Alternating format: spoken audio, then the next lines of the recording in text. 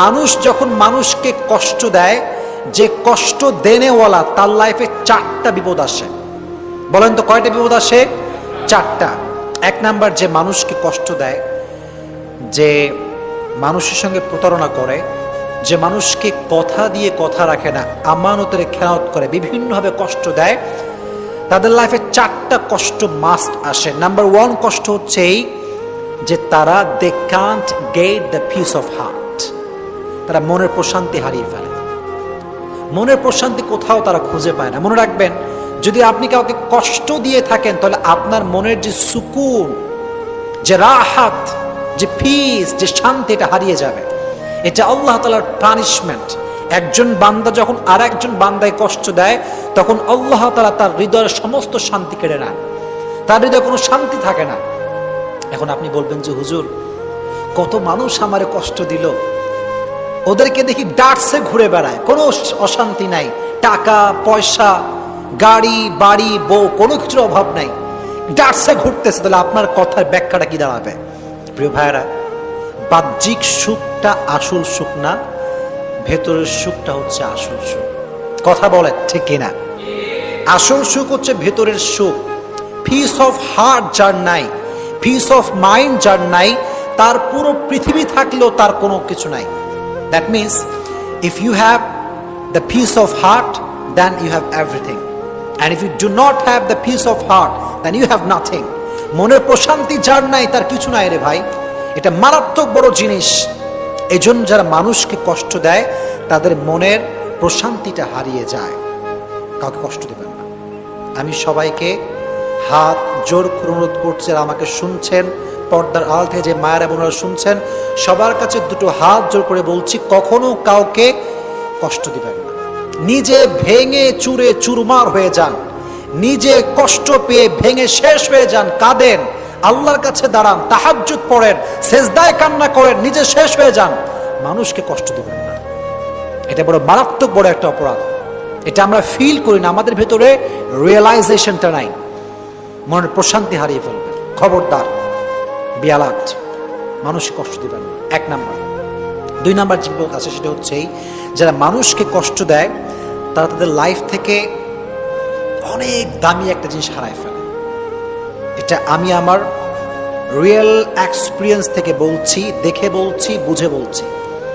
যারা মানুষকে কষ্ট দেয় তারা তাদের লাইফের সবচেয়ে মূল্যবান জিনিসটা একটা সার্টেন পিরিয়ড সে হারিয়ে ফেলে, হারায় যায়, বুঝেও না, মানুষ টেরই পায় না, আল্লাহ কেড়ে নেয়। এটা করবেন না। যদি নিজের ফেভারিট জিনিস হারাতে না চান, প্রিয় জিনিস যদি হারাতে না চান, মানুষকে কষ্ট দিবেন না। এটা খুব খারাপ, এটা খুব মারাত্মক জঘন্যতম অপরাধ। কোরআনে আল্লাহ তাআলা বলেছেন, ওয়াল্লাযীনা ইউযুনাল মুমিনিনা ওয়াল মুমিনাত বিগাইরি মাকতাসাবু ফাকাদ ইহতামালু বুহতানান ওয়া ইসমান মুবিনা। যেই বান্দারা একজন মুমিন বান্দাকে অথবা একজন মুমিনা বান্দিকে কষ্ট দেয়, তারা প্রকাশ্যে গুনাহ বহন করে। কোনো কারণ ছাড়া দেখবেন মানুষ মানুষকে ব্লেম করে, অপবাদ দেয়, তহমত দেয়, অথচ সে অপরাধটা করেই নাই সে। আল্লাহ বলছেন তারা প্রকাশ্যে গুনাহের বোঝা বহন করে। কষ্ট দিবেন না, কাউকে কষ্ট দিবেন না। নিজে কষ্ট পেয়ে শেষ হয়ে যান, কান্দেন, পাগলের মতো চিৎকার করেন, যাই হোক না কেন, মানুষে কষ্ট দিবেন না। 2 নাম্বার বিপদ। 3 নাম্বার যেটি ঘটে সেটি হচ্ছে যে মানুষকে কষ্ট দেয়, মানুষের মন থেকে আল্লাহ তাআলা তার ভালোবাসা দূর করে দেয়। যদি আপনি আমাকে কষ্ট দেন, আমি কষ্ট পেলাম, অনেক কষ্ট পেলাম, আপনি মনে রাখবেন এটার ব্যাড ইফেক্ট যেটা আপনার লাইফে ঘটবে সেটি হচ্ছে মানুষের মনে আপনার জন্য কোনো ভালোবাসা থাকবে না। এরকম আপনি দেখবেন যারা সমাজে মানুষে গালি দেয়, রুড বিহেভ করে, এদের থেকে মানুষ অলওয়েজ ডিস্টেন্স মেনটেন করে চলে। ওদের কাছেও মানুষ জানে। কারণ কি জানেন? আল্লাহর ধরা সবচেয়ে বড় ধরা। আল্লাহর ধরার মতো বড় ধরা পৃথিবীতে আর কোথাও নাই। এই জন্য যখন মানুষকে কষ্ট দিবেন, মানুষের হৃদয় থেকে আল্লাহ তাআলা আপনার প্রতি যে রেসপেক্টটা ছিল, যে সম্মান ছিল, যে লাভ ছিল, এটা আল্লাহ দূর করে দিবেন। এটা হচ্ছে 3 নাম্বার বিপদ। আর last and final, and that is very dangerous, very dangerous। সেটা কি? এদিকে তাকান, আমার চোখে চোখ রাখেন, কথাগুলো বোঝার ট্রাই করেন। যখন আপনি মানুষকে কষ্ট দিবেন, কবরে আপনার তওবা করেছেন, আল্লাহর কাছে কান্নাকাটি করেছেন, তাহাজ্জুদ পড়েছেন, আজীবন আল্লাহর কাছে তওবা করতে করতে আপনার সব গুনাহ মাফ হয়ে গেছে। মাশাআল্লাহ, দ্যাটস ভেরি অ্যামেজিং। সব মাফ হয়ে গেছে, খুব ভালো।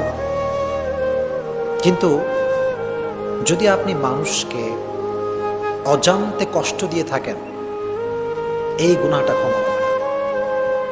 এটা ক্ষমা হবে না, বিকজ হক যেটা আছে এটা দুই প্রকার। একটা হচ্ছে হকুল্লাহ, একটা আল্লাহর হক, আর একটা হচ্ছে হকুল ইবাদ, বান্দার হক। আল্লাহর হক, নামাজ পড়বেন, পড়েন নাই, তওবা, ক্ষমা করে দিবে আল্লাহ। আপনার আল্লাহর হক, সামর্থ্য হয়েছে হজ করতে হবে, করেন নাই, আল্লাহ ক্ষমা চাই, তওবা করলাম, আল্লাহ আবার করব, আল্লাহ মাফ করে দিবে। এটা ক্ষমা হতে পারে, বিকজ আর রহমান আর রহিম, he is the most merciful, the most gracious, the most kindful, সবচেয়ে দয়াময়, সবচেয়ে মায়াময় একজন। জবান খুলে বলেন তিনি কে? আল্লাহ হচ্ছেন সবচেয়ে মায়াময়।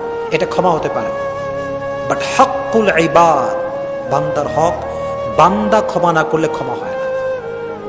This is very dangerous. This forgiveness depends on the person whom he has offended. আপনি যাকে কষ্ট দিয়েছেন, যেই ব্যক্তি যাকে কষ্ট দিয়েছে, এটার ক্ষমা এক্স্যাক্টলি ওই ব্যক্তির উপর নির্ভর করে যাকে সে কষ্ট দিয়েছে। সে যতক্ষণ পর্যন্ত ক্ষমা না করবে ততক্ষণ পর্যন্ত ক্ষমা হবে না। এজন্য প্রিয় ভাইরা, যারা মানুষকে কষ্ট দেয়, যারা মানুষের সঙ্গে প্রতারণা করে, যারা মানুষের সঙ্গে কথা দিয়ে কথা রাখে না, এদের ক্ষমাটা আটকে যায়। কবরে সব গুনাহ মাফ হয়ে গেলেও এই কষ্ট দেওয়ার গুনাহটা মাফ হয় না যতক্ষণ পর্যন্ত যাকে সে কষ্ট দিয়েছে সে যতক্ষণ পর্যন্ত মাফ না করে ততক্ষণ পর্যন্ত এই বান্দার ক্ষমাটা আটকে যায়। জোরে বলেন নাউজুবিল্লাহ। আমাদেরকে আল্লাহ হেফাজত